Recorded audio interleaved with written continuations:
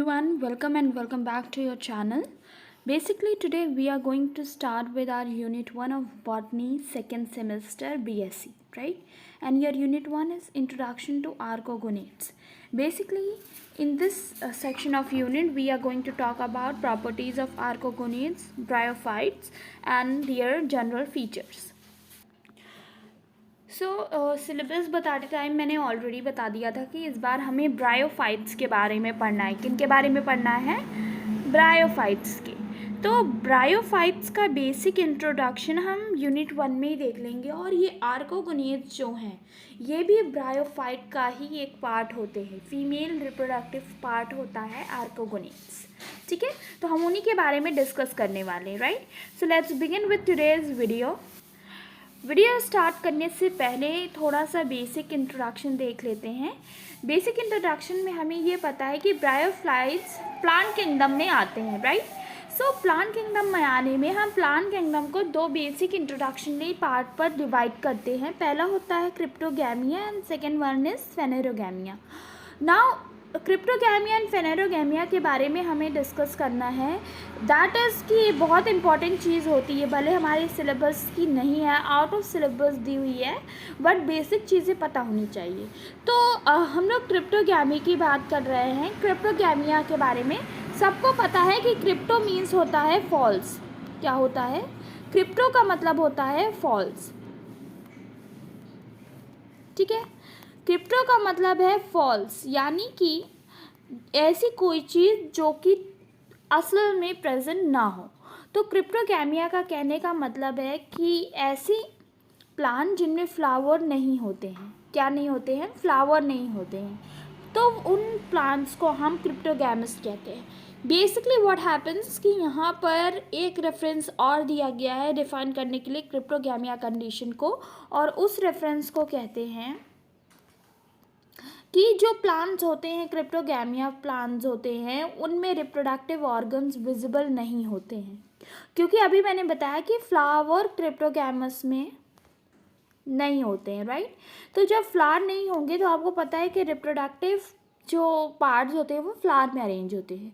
तो इसलिए वहाँ पर फ्लावर ना होने की वजह से रिप्रोडक्टिव ऑर्गन्स भी नहीं प्रेजेंट होते हैं ट्रू सेंस में. ठीक है, आते हैं आप फेनेरोगैमिया के ऊपर कि फेनेरोगैमिया क्या होता है.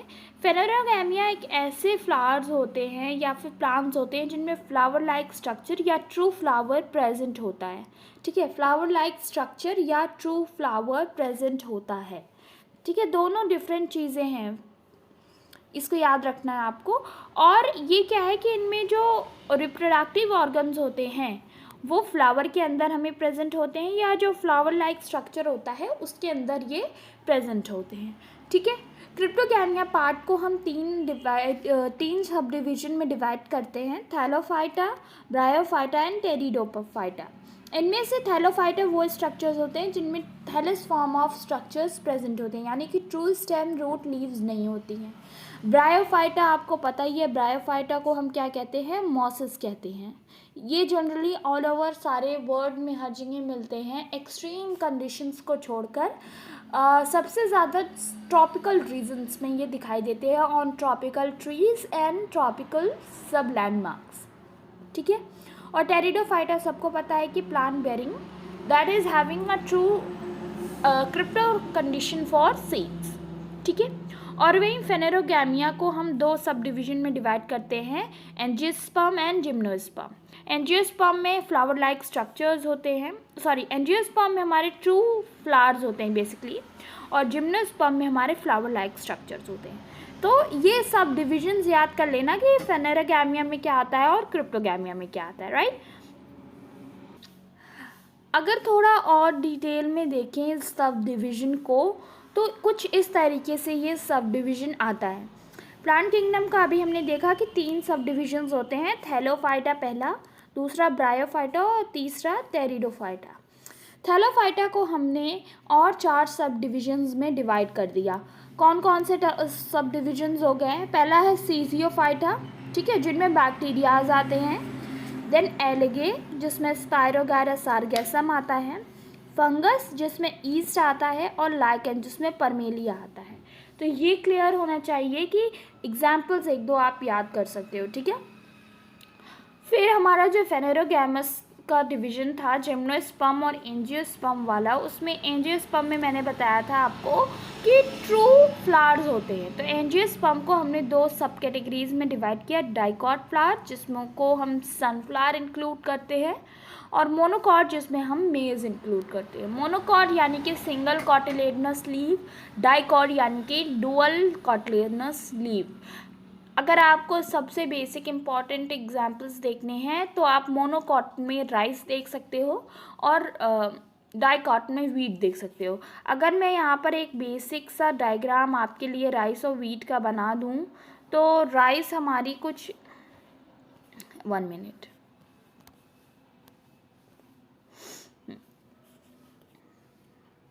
तो राइस हमारी कुछ इस तरीके से दिखती है, राइट। और जो वीट होता है उसका स्ट्रक्चर भी यही होता है, बस उसमें एक सेंटर में लाइन होती है कि इसको जब पानी में अगर भिगो दो वीट को और फिर फिंगर से इस लाइन को प्रेस करोगे आप तो वो दो अलग अलग पार्ट्स में डिवाइड हो जाता है। पर राइस में ऐसी कंडीशन नहीं होती है। तो राइस मोनोकॉट है और वीट हमारा क्या है, डाइकॉट है, ठीक है। हमने क्लासिफिकेशन देख लिया है, अब हम प्रॉपर्टीज़ की तरफ बढ़ते हैं। ओके, सो अब जो सबसे इम्पॉर्टेंट चीज़ है वो ये कि आर्कोगोनेट्स बेसिकली क्या होते हैं। इतनी देर से हम आर्कोगोनेट्स के बारे में पढ़ने की कोशिश कर रहे हैं, समझने की कोशिश कर रहे हैं। तो आर्कोगोनेट्स क्या होते हैं? बेसिकली आर्कोगोनेट्स वो प्लांट होते हैं, प्लांट स्ट्रक्चर्स होते हैं जो कि ब्रायोफाइट, टेरिडोफाइट्स और जिम्नोस्पर्म में होते हैं, ठीक है। ब्रायोफाइट, टेरिडोफाइट और जिम्नोस्पर्म में। ऐसा नहीं है कि सिर्फ ब्रायोफाइट्स में होते हैं, ये तीनों इन तीनों कैटेगरीज के प्लांट्स में दिखाई पड़ते हैं, ठीक है। जिम्नोस्पर्म में क्या होता है कि इसमें सबसे ज़्यादा जो कम डेवलप्ड आर्केगोनियम होता है वो होता है किसमें, जिम्नोस्पर्म में। और ब्रायोफाइट्स में वेल डेवलप्ड आर्कोगोनेट्स होते हैं, ठीक है। इसलिए हम ये कहते हैं कि आर्कोगोनेट्स आर ब्रायोफाइटिक स्ट्रक्चर्स। तो ये आपको याद रखना है, एक बार से फिर देख लेते हैं। बेसिकली आर्कोगोनेट्स जो होते हैं वो प्लांट कैटेगरीज जो होती हैं ब्रायोफाइट, टेरिडोफाइट और जिम्नोस्पर्म में दिखाई देते हैं, पहले पॉइंट, ठीक है। पहला पॉइंट है, इंपॉर्टेंट पॉइंट है। सेकेंड पॉइंट जो दिया हुआ है कि जो जिम्नोस्पर्म होते हैं, हो सकता है उनमें रिप्रोडक्शन का कोई अलग मेथड होता हो जिसकी वजह से आर्कोनियम जो होता है, आर्कोगोनेट प्रोडक्शन एरिया जो होता है, आर्कोनियम आप कह सकते हो या आर्कोगोनेट्स कह सकते हो, वो लीस्ट डेवलपमेंट वाला होता है। यानी कि सबसे कम डेवलप किया हुआ किस में मिलता है, जिम्नोस्पर्म में मिलता है। और सबसे ज़्यादा वेल डेवलप्ड आर्गोनियम हमें किसका मिलता है, ब्रायोफाइट्स का, ठीक है। इसलिए कहा जाता है कि आर्कोगोनेट्स आर ब्रायोफाइटिक स्ट्रक्चर्स। वैसे वो जिम्नोस्पर्म और टेरिडोफाइट्स में भी मिलते हैं, but basically due to the presence of well developed archegonium it is said that archegoniates are bryophytic structures, right. Now talking about specifically few properties, ठीक है। कुछ जनरल कैरेक्टरिस्टिक्स के साथ हम प्रॉपर्टीज़ की तरफ बढ़ेंगे। तो यहाँ पर मैंने दिया हुआ है कि archegoniates plants are the plant bearing an archegonium. तो आर्गोनियम एक स्ट्रक्चर होता है जिसको आप देख सकते हो प्लांट्स में, किस कैटेगरी के प्लांट्स में, ब्रायोफाइटिक प्लांट्स में, टेरिडोफाइटिक प्लांट्स में और जिम्नोस्पर्मिक प्लांट्स में। तो यहाँ कहा जा रहा है कि जो आर्कोगोनेट प्लांट्स होते हैं उनमें आर्गोनियम होता है। इंपॉर्टेंट पॉइंट है, लिख लेना है इसको, ठीक है। और आर्गोनियम क्या होता है, एक फीमेल सेक्स ऑर्गन होता है। मैंने आपको पहले भी बता दिया था कि भाई आर्गोनियम एक फीमेल सेक्स ऑर्गन होता है। क्या होता है, फीमेल सेक्स ऑर्गन, यानी कि ये रिप्रोडक्शन में इंडल्ज होता है। इंडल्ज मतलब इन्वॉल्व होता है, ठीक है। यहाँ पर इसको देखते हैं, they are multi cellular flask shape cells. यानी कि ये जो स्ट्रक्चर इसकी बात कर रहा है, तो ये फ्लास्क जो होता है, फ्लास्क कैसा होता है, फ्लास्क इस टाइप का होता है, ठीक है। तो ये कह रहा है कि ये फ्लास्क की तरीके की सेल होती हैं, ठीक है, विद अ नेक के तरीके होते हैं। अगर मैं यहाँ पर आपको एक स्ट्रक्चर दिखाऊँ कि ये क्या क्या डायग्राम बताना चाह रहे हैं, तो ये एक फ्लास्क होता है, इसको फ्लास्क कहते हैं, ठीक है। तो ये फ्लास्क की सेल्स होती हैं, ये सेल होती हैं, और ये इसका नेक होता है, ठीक है, नेक होता है। और इस नेक को हम क्या कहते हैं, कैनाल सेल्स कहते हैं। क्या कहते हैं, कैनाल सेल्स कहते हैं, ठीक है। इतना समझ में आ गया, ठीक है। तो नेक में कैनाल सेल्स होती हैं, और जो उसका मेन स्ट्रक्चर होता है उसमें फ्लास्क शेप की सेल्स होती हैं, ठीक है, जो कि क्या करती हैं, एक सिंगल एग्स प्रोड्यूस करती हैं जिसको oosphere कहते हैं, ठीक है। उसको क्या कहते हैं, सिंगल एग सेल प्रोड्यूस करती हैं जिसको कहते हैं oosphere, ठीक है। एक टाइम पे सिंगल एग सेल ही प्रोड्यूस होती है, ठीक है। बेस जो होता है वो स्वॉलो होता है, यानी कि फूला हुआ होता है, हल्का सा स्वलन होता है, फूला हुआ होता है बेस जो होता है, ठीक है। और उसको हम वेंटर कहते हैं। क्या कहते हैं, वेंटर कहते हैं। अगर मैं डायग्राम दिखाऊं आपको तो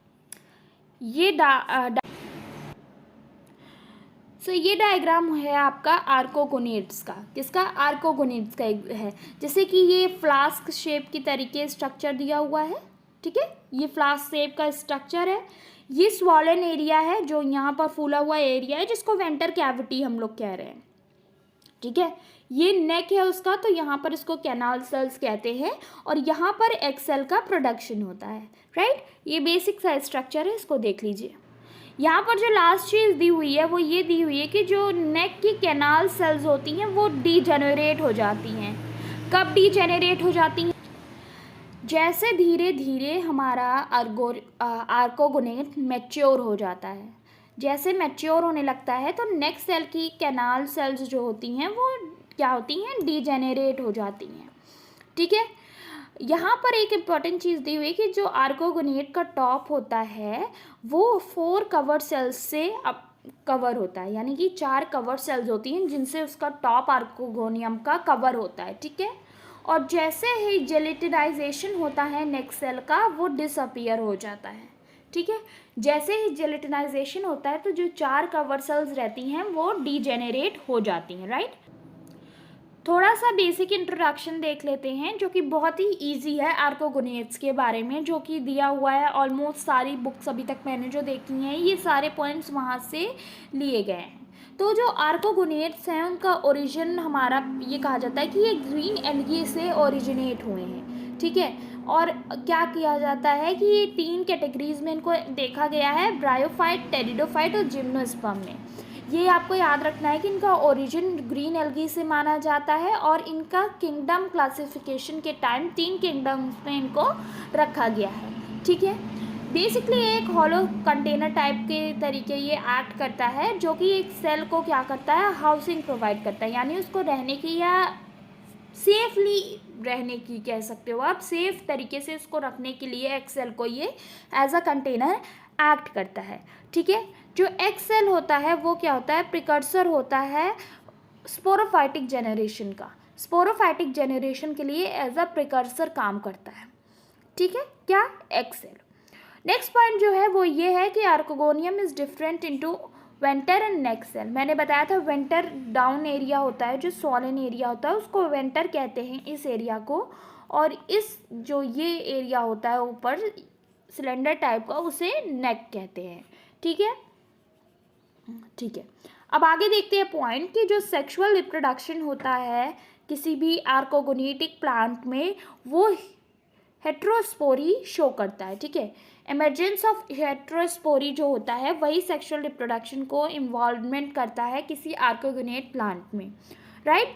और ये जो हेट्रोस्पोरी होती है ये एक फिनोमिना होता है जिसकी वजह से स्पोर्स बनते हैं 2 साइज़ के, यानी कि 2 अलग अलग साइज़ के स्पोर्स बनते हैं। इसी वजह से इस फिनोमिना को हम हेट्रोस्पोरी कहते हैं। Hetero means different. तो एक स्पोर जो होता है वो माइक्रोस्पोर होता है, यानी कि बहुत छोटा होता है, और दूसरा मेगा स्पोर होता है। क्या होता है, मेगा स्पोर होता है, यानी कि साइज में वो दूसरे वाले से बड़ा होता है, राइट। सेक्सुअल रिप्रोडक्शन हो रहा है तो जाइगोट भी फॉर्म होगा, ठीक है। प्रोडक्ट ऑफ सेल फर्टिलाइजेशन, एक सेल के फर्टिलाइजेशन का रिजल्ट नॉर्मली जैसे जाइगोट बनाता है वैसे ही यहाँ पर भी जाइगोट बनता है, ठीक है। और ये क्या कहता है, सैप्रोफेटिक जनरेशन को स्टार्ट करने के लिए शुरू करता है, ठीक है। आर्कोगोनेज जो होते हैं वो प्रिमिटिव टाइप के प्लांट्स का ग्रुप होता है, जिनमें आप देख सकते हो यहाँ पर दिया हुआ है रिप्रोडक्टिव ऑर्गन्स जो होते हैं फीमेल, वो आर्कोनियम होता है, राइट। ये याद रखना है बेसिकली, एक आप याद कर लो कि आर्कोगोनेट्स एक ग्रुप ऑफ प्रिमिटिव प्लांट्स हैं जो कि फीमेल रिप्रोडक्टिव ऑर्गन में आर्कोनियम को प्रोसेस करते हैं। और ये कौन कौन सी कैटेगरीज में होता है, मॉसेस में होता है, डेवरबर्ड्स में होता है और फर्न्स में होता है, ठीक है। एंड मोस्ट इम्पॉर्टेंट जिम्नोस्पर्म्स में भी ये देखा जाता है, राइट। तो ये कुछ इंपॉर्टेंट पॉइंट्स थे जो दिए हुए हैं। ये लास्ट वाला जो पॉइंट है ये सबसे इम्पॉर्टेंट है क्योंकि ये डेफिनेशन है। अगर आप कहीं पे भी ये डेफिनेशन पूरी लिख दोगे तो आपको 10 आउट ऑफ 10 मार्क्स मिलेगा उस क्वेश्चन में, ठीक है। ये इंपॉर्टेंट है, इसको याद रखना। ये सारे पॉइंट्स भी बहुत इंपॉर्टेंट है। अगर आप आर्कोगोनेट्स में ये सारे पॉइंट बेसिकली लिख देते हो, you are gonna get full marks, right? So this was about today's content, guys. If you like the video, hit the like button to like, share and subscribe to the channel and wait for the next video. Don't forget to hit the like button and also subscribe to the channel so that you get updated for the new videos when I upload them, right? That's all, and stay tuned for next video, guys. Till then, bye bye, take care.